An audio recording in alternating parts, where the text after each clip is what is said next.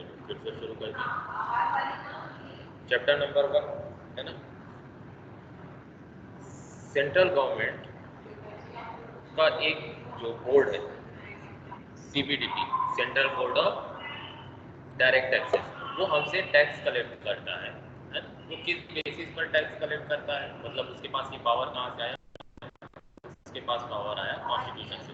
Constitution के article 265 में, article के 265 में उसे बताया गया कि no tax shall be levied और collected except by the authority of law. मतलब कोई ना कोई आपको लॉ बनाना पड़ेगा, तभी क्या करके आप इनकम टैक्स कलेक्ट कर पाएंगे। तो उसके लिए क्या बना, इनकम टैक्स एक्ट 1961 ये बन गया। ठीक है, उसके बाद आर्टिकल 246 246 यहाँ पर 3 लिस्ट दी हुई है, लिस्ट 1, लिस्ट 2 और लिस्ट 3। यूनियन लिस्ट के एंट्री नंबर 82 में सेंट्रल गवर्नमेंट के पास पावर आया क्या, tax on income other than agricultural income. Central government can collect tax on income other than agricultural income. Agricultural income के ऊपर सेंट्रल गवर्नमेंट टैक्स कलेक्ट नहीं कर सकती, लेकिन जो स्टेट गवर्नमेंट है उसको लिस्ट 2 में पावर मिल गया कि स्टेट गवर्नमेंट चाहे तो एग्रीकल्चरल इनकम पर टैक्स कलेक्ट कर सकती है। ठीक है, फिर हमने क्या देखा, फिर हमने देखा कि टैक्स क्या होता है। टैक्स क्या होता है? A tax is a compulsory financial charge और some other type of levy imposed upon taxpayer by government in order to fund various public expenditure. A failure to pay along with evasion or resistance to tax is punishable by law. ठीक है, law के द्वारा punish किया जा सकता है यदि आप इस कंपल्सरी फाइनेंशियल चार्ज को, जिसे हम टैक्स कहते हैं, पे करने के लिए रेजिस्ट करो या मना करो। ठीक है, उसके बाद हमने क्या देखा, उसके बाद हमने देखा टैक्स के बीच में टैक्स के कितने प्रकार होते हैं। 2 टाइप के टैक्स होते हैं। बेसिकली हम इसको डायरेक्ट टैक्स और इनडायरेक्ट टैक्स के नाम से जानते हैं, है ना। डायरेक्ट टैक्स का क्या मतलब होता है? डायरेक्ट टैक्स का मतलब होता है जिस पर इम्पोज हुआ है वही पे करेगा। इनडायरेक्ट टैक्स का मतलब क्या होता है? इनडायरेक्ट टैक्स पे लगता किसी और पर है, पे कोई और करता है। ठीक है, एग्जाम्पल क्या है, इंडिया में डायरेक्ट टैक्स के नाम पर अभी एक ही टैक्स है जिसे हम क्या कहते हैं? इनकम टैक्स कहते हैं। इनडायरेक्ट टैक्स जैसे कस्टम हो गया, जीएसटी हो गया, पहले लगते थे वैट, सर्विस टैक्स, ठीक है, एक्साइज ड्यूटीज, ठीक है, ये सारी income tax sorry indirect tax की कैटेगरी में आते थे। और क्या डिफरेंस देखा था हमने डायरेक्ट टैक्स और इनडायरेक्ट टैक्स के बीच में, कि डायरेक्ट टैक्स पर्सन के ऊपर लगता है, इनडायरेक्ट टैक्स जो होता है वो जनरली गुड्स एंड सर्विसेज के ऊपर लगता है। ठीक है, जो बर्डन होता है टैक्स का वो अगर आप ट्रांसफर नहीं कर सकते तो वो डायरेक्ट टैक्स है। टैक्स का बर्डन अगर ट्रांसफर कर पा रहे हो तो वो इनडायरेक्ट टैक्स है। फिर हमने क्या देखा कि हमको पढ़ना क्या है, हमको डायरेक्ट टैक्स में इनकम टैक्स लॉ पढ़ना है। इनकम टैक्स लॉ में सिर्फ इनकम टैक्स एक्ट नहीं होता, इनकम टैक्स एक्ट 1961 ये हम पढ़ेंगे, इनकम टैक्स रूल 1962 ये हम पढ़ेंगे, circulars, notification, explanation, case study, ये सारी चीजें मिलकर के इनकम टैक्स लॉ बनती है। तो हम इनकम टैक्स लॉ पढ़ने वाले हैं। ठीक है, फिर हमने देखा था इनकम टैक्स सिटीजनशिप के बेसिस पर नहीं लगता, इनकम टैक्स लगता है रेसिडेंशियल स्टेटस के बेसिस पर। अब रेसिडेंशियल स्टेटस क्या होता है कि आप इंडिया में कितने दिन रहे, उस हिसाब से आपको 3 कैटेगरी में बांट दिया जाता है। एक तो resident and ordinary resident, resident but not ordinary resident और नॉन रेसिडेंट। ये 3 बेसिस पर आपके रेसिडेंशियल स्टेटस को डिवाइड कर दिया जाता है। फिर हमने देखा था section 1 short title and commencement के लिए था। यहाँ पर 3 चीजें आपको बताई गई है कि इनकम टैक्स एक्ट का नाम क्या है। इसका नाम है इनकम टैक्स एक्ट 1961। ये एप्लीकेबल कब से हो रहा है? ये एप्लीकेबल हो रहा है 1/4/1962 से। ठीक है, अप्लाई कहाँ कहाँ पर हो रहा है? पूरे इंडिया में अप्लाई हो रहा है। ठीक है, सेक्शन 2 में हमने डेफिनेशन से स्टार्ट किया था। डेफिनेशन किसकी डेफिनेशन से स्टार्ट किया था? पर्सन की डेफिनेशन से। सेक्शन 2 क्लॉज 31 में पर्सन की डेफिनेशन बताई गई है। ठीक है, कि पर्सन कितने टाइप के होते हैं इनकम टैक्स के हिसाब से? 7 टाइप के पर्सन होते हैं। कौन कौन से पर्सन होते हैं भाई? इंडिविजुअल, एचयूएफ 2 तरह के, मिताक्षरा, जयामाल।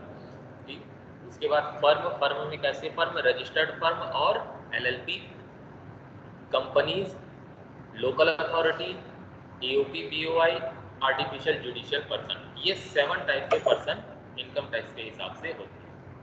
आगे हमने क्या देखा था? उसके बाद हमने देखा था इनकम टैक्स के कैरेक्टरिस्टिक्स वगैरह देखे थे। अच्छा, प्रीवियस ईयर देखा था। प्रीवियस ईयर का मतलब क्या होता है? Previous year means the financial year which is immediately preceding the assessment year.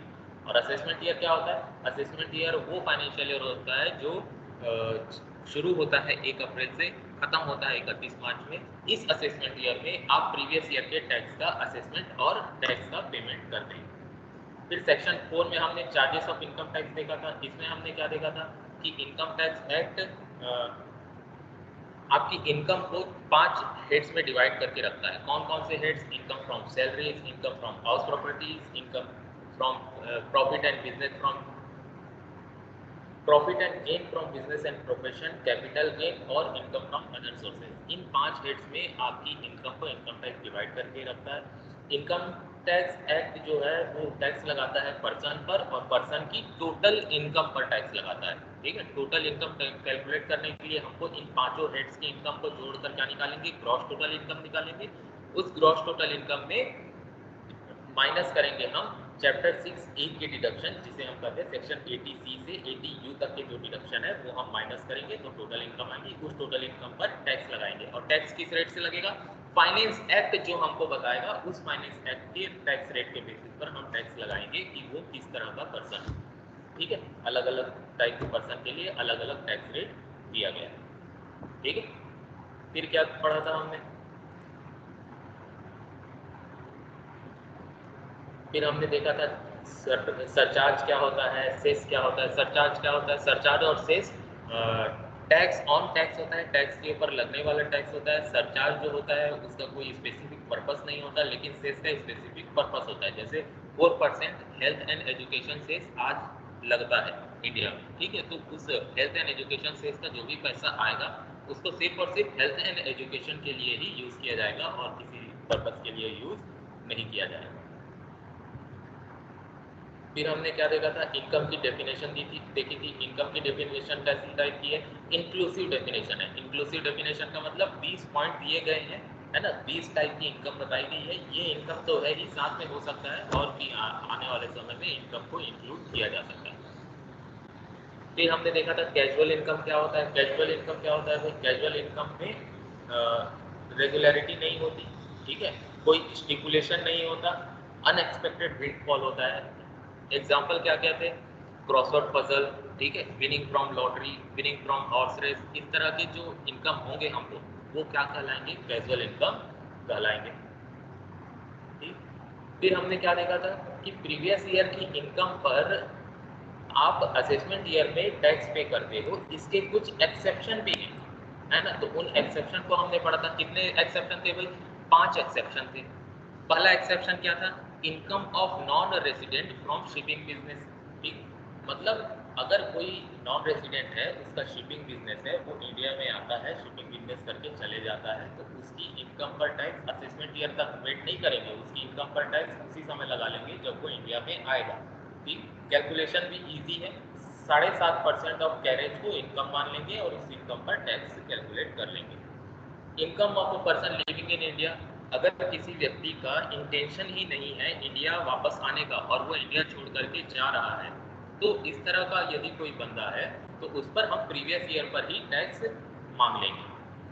और क्या था? Income of AOP BOI artificial judicial person form for particular event of person. AOP BOI artificial judicial person अगर किसी specific purpose के लिए बना है, तो उसके पर्पस कंप्लीट होते ही, जिस प्रीवियस ईयर में उस AOP BOI artificial judicial person का पर्पस फुलफिल हो जाता है, उस फुलफिल हुए प्रीवियस ईयर में ही टैक्स कलेक्ट कर लिया जाता है इनकम टैक्स एक्ट के द्वारा, इनकम टैक्स डिपार्टमेंट के द्वारा।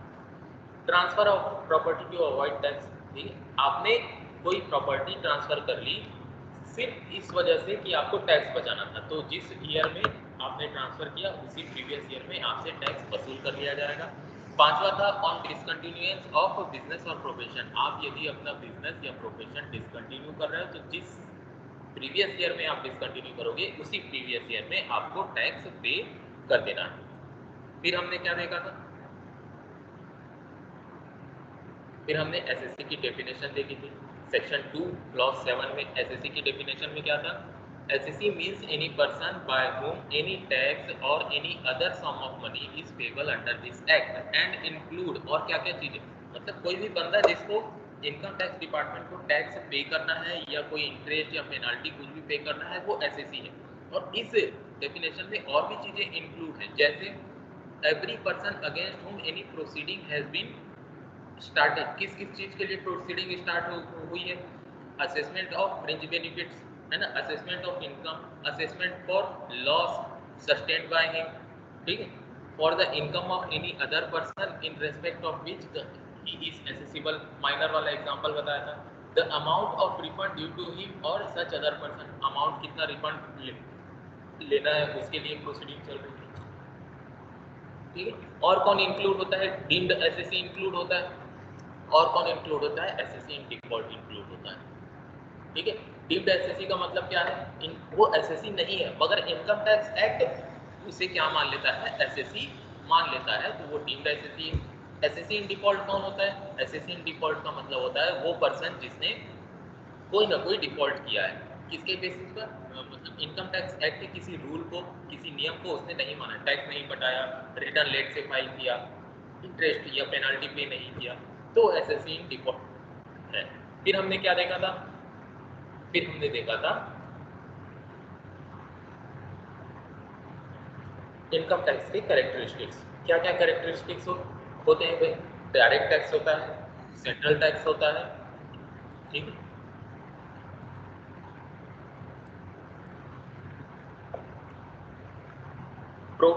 प्रोग्रेसिव टैक्स होता है, एडमिनिस्ट्रेशन इसका सीबीडीटी के द्वारा होता है, ठीक है, allocation of amount of income tax, tax exempted limit होता है, ठीक है, इंडिविजुअल एचयूएफ, ईओपी बीओआई, इन लोगों के लिए क्या है, बेसिक एग्जेम्पशन लिमिट बनी हुई है, हेल्थ एंड एजुकेशन सेस लगता है 4%, सरचार्ज लगता है, ठीक है। ये सारे कैरेक्टरिस्टिक्स हमने देखे थे और चैप्टर 1 को कंप्लीट किया, ठीक है। चैप्टर 1 में किसी को अभी भी कोई डाउट है तो पूछ लो, किसी को कुछ डाउट है चैप्टर 1 में, हमने अभी 15 मिनट में सिर्फ चैप्टर 1 को रिवाइज किया है, नहीं है, आगे बढ़े।